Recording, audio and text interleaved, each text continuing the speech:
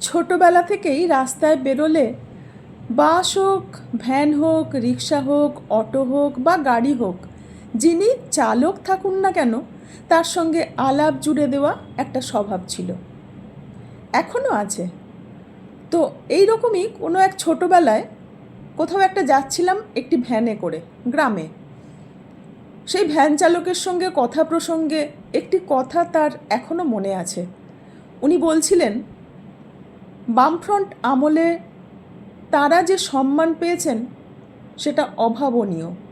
কারণ আগে গ্রামে যারা একটু পয়সাওয়ালা বড়লোক থাকতেন, তারা প্রান্তিক গরিব মানুষ হলেই তারা হুকুম করে বাড়িতে বা জমিতে কাজ করার জন্য ডেকে নিয়ে যেতেন।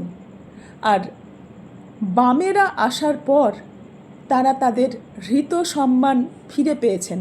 এখন কেউ হুকুম করে তাদেরকে ডাকতে আসে না, এখন এসে জিজ্ঞেস করে, আজকে তোমার সময় হবে, আমাদের বাড়িতে বা জমিতে এই কাজ আছে, করতে পারবে?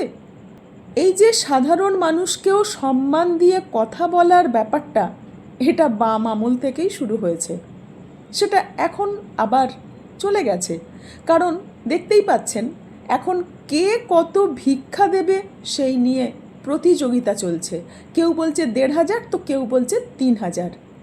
কাজ দেবার বাসনা কারণ নেই, বা কাজের কোনো খবরও নেই, কি করে থাকবে?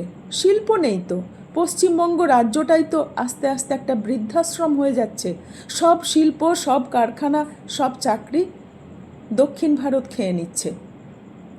তাই এবারের ভোট খুব গুরুত্বপূর্ণ। আপনার হাতে কাজ থাকবে কি না, আপনি সম্মানের সঙ্গে কাজ করে সম্মান দক্ষিণা পাবেন কি না, সেই সরকার আপনাকেই বেছে নিতে হবে। যারা বলছেন প্রত্যেক পরিবারে একজনের চাকরি সুনিশ্চিত করবে, যারা বলছেন ন্যূনতম মজুরি ২২,০০০ টাকা হবে, যারা বলছেন সমস্ত সরকারি পদ পূরণ করা হবে, চাষিকে তার ফসলের ন্যায্য দাম দেওয়া হবে, আপনি তো তাকেই বেছে নেবেন?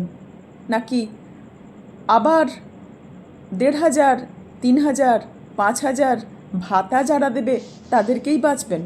সিদ্ধান্ত আপনার অবশ্যই। তবে যদি সন্তানের ভবিষ্যতের কথা চিন্তা করেন, তবে অবশ্যই সব ভোট বাম জোট।